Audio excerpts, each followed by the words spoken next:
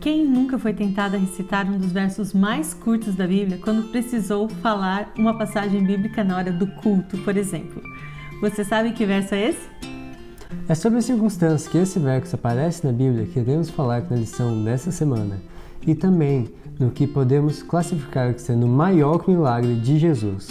Quer conhecer os personagens dessa história? Então, fica com a gente. Eu sou o Matheus Diniz. E eu sou Neila Oliveira. E você está no canal LAMED, onde você estuda a Bíblia de um jeito diferenciado. E os abraços desta semana vão para as seguintes bases e adolescentes.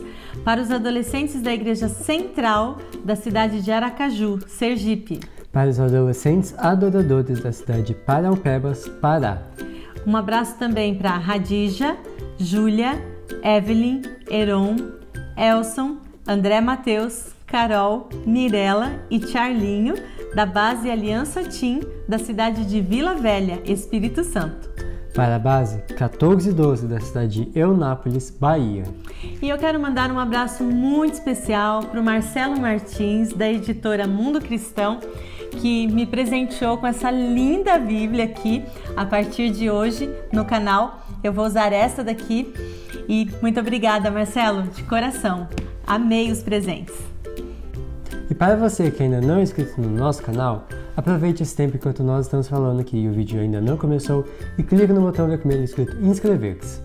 E para você que já é inscrito, não se esqueça de ativar o sininho para receber ali as notificações, e toda quinta-feira tem vídeo novo no canal. E não esqueça de deixar seu comentário também. Se você está gostando dos vídeos da lição, aproveite e compartilhe com seus amigos. E agora, vamos para o vídeo.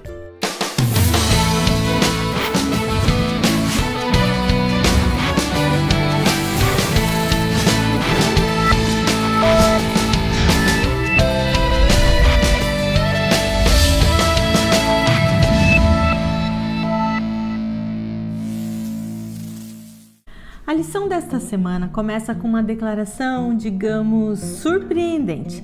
Está lá na parte de domingo e diz assim: o Salvador ama toda a família humana, mas está ligado a alguns por laços especialmente ternos.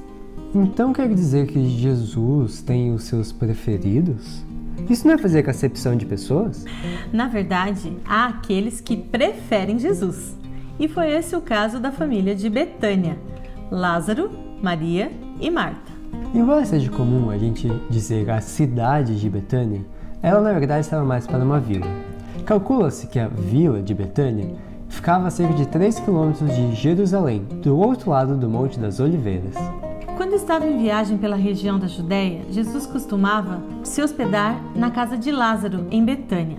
Ali, ele passava momentos agradáveis, ele podia descansar, ficava tranquilo junto com seus amigos.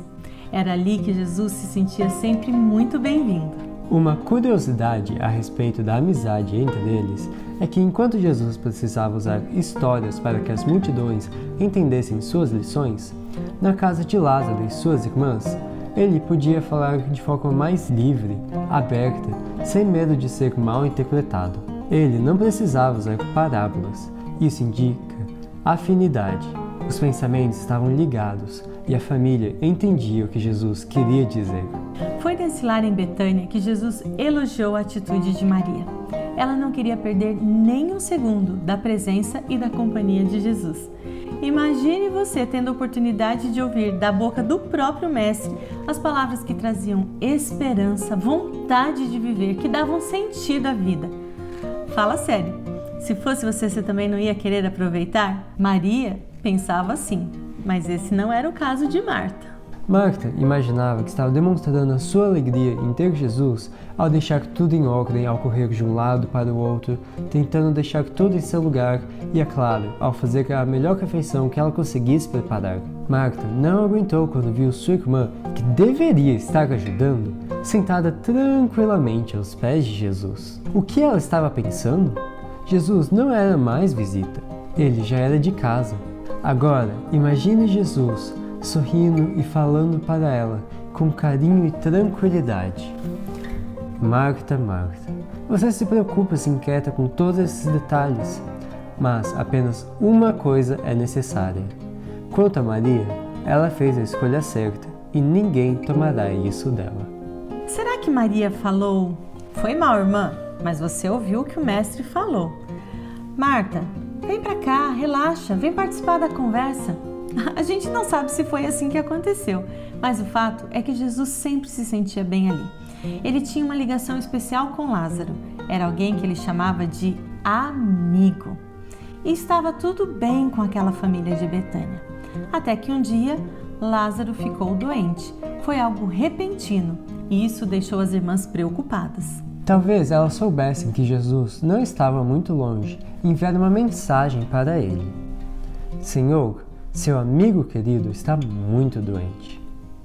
Elas com certeza não esperavam que Jesus fosse de imediato até elas, mas esperavam que quando Jesus chegasse a Betânia, ele iria visitá-los. Em vez disso, o mensageiro voltou sozinho, mas com uma mensagem de esperança.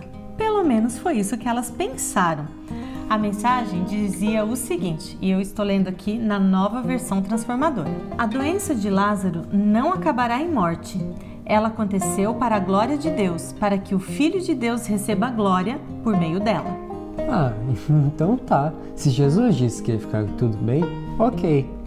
Mas aconteceu que Lázaro não melhorou. Na verdade, ele piorou e morreu. As irmãs ficaram sem entender nada. E até os discípulos não entenderam direito quando Jesus recebeu a notícia que Lázaro estava doente e ainda demorou 2 dias aonde eles estavam. Isso parecia não combinar. E os discípulos se lembraram da atitude estranha de Jesus quando João Batista, seu primo, estava na prisão, condenado, e ele aparentemente não fez nada para ajudar. Eles ficaram pensando: e se acontecesse alguma coisa com um de nós? Será que Jesus também não daria importância? Bem, depois de esperar 2 dias, do nada Jesus disse: "Vamos voltar agora para a Judeia." Aí que os discípulos não entenderam mesmo. Se ele estava planejando voltar para a Judeia, por que ele esperou todo esse tempo? Além disso, ele sabia que os inimigos estavam tramando a morte de Jesus. Não era seguro voltar para aquela região agora. Jesus então disse algo que pareceu enigmático. Ele falou sobre andar em segurança durante o dia e que à noite, pela falta de luz, as pessoas poderiam tropeçar. Os discípulos olharam uns para os outros e pensaram: o que Jesus está dizendo? E ele então acrescentou: "Vamos, porque nosso amigo Lázaro adormeceu e agora eu vou despertá-lo." Como assim? Se Lázaro está dormindo, não é melhor deixá-lo descansando? Pode ser que a doença tenha deixado fraco, ele precisa se recuperar. Jesus então disse claramente: "Lázaro está morto." Que choque! Não se dá uma notícia assim a queima-roupa. O que estava acontecendo com Jesus? Será que os discípulos tinham ouvido direito? Ele também disse que foi melhor desse jeito e que ele estava feliz por não ter estado lá. Que estranho! Eles deixaram de ouvir a parte que Jesus disse: "Venham, agora vocês crerão de verdade." Confusos, os discípulos seguiram Jesus. E ainda deu tempo de Tomé dizer para os outros discípulos: "Escutem, se Jesus está disposto a se arriscar por Lázaro, vamos juntos, nem que a gente tenha que morrer com ele." Parecia muito corajoso da parte dele, né? Mas ele nem tinha noção do que estava falando. Quando eles chegaram, Jesus não foi direto para a casa das irmãs. Ele enviou um mensageiro para dizer que ele estava perto dali. Jesus sabia como que os judeus se expressavam nesses tipos de situações e ele não queria encontrar Maria e Marta num cenário de confusão. Ele também sabia que seus piores inimigos estavam entre os pranteadores. O recado foi dado de forma tão discreta a Marta que nem Maria ouviu. Então ela saiu e foi se encontrar com Jesus. Imagine como foi esse encontro. Vejam o que diz aqui. O coração de Marta estava perturbado com emoções conflitantes. No rosto expressivo de Cristo, ela viu a mesma ternura e amor de sempre, mas pensou no irmão a quem tanto amara. Com dor em seu coração por Cristo não ter vindo antes, ela disse: "Senhor, se estivesses aqui, meu irmão não teria morrido." Marta não tinha nenhum desejo de revisitar o passado, mas olhando para o rosto de Jesus, ela acrescentou: "Mas sei que mesmo agora, Deus te dará tudo o que pedires. Jesus olhou ternamente para Marta e disse: o seu irmão irá ressuscitar. Sim, eu sei, respondeu ela.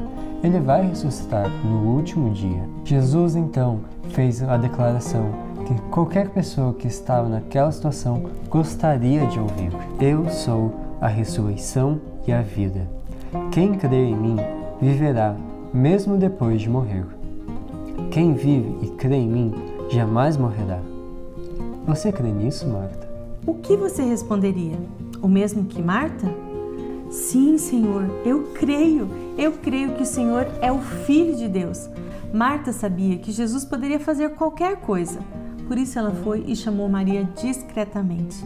E assim aconteceu o encontro de Jesus com as duas irmãs ali. Ele foi então com elas até o lugar onde Lázaro tinha sido sepultado. Chegando ali, ele viu as pessoas em sofrimento, o sofrimento causado pela morte. E Jesus chorou. Havia mais dor naquele choro. Jesus chorou não apenas por empatia a Maria e Marta. Cristo chorou porque o peso da dor dos séculos estava sobre ele.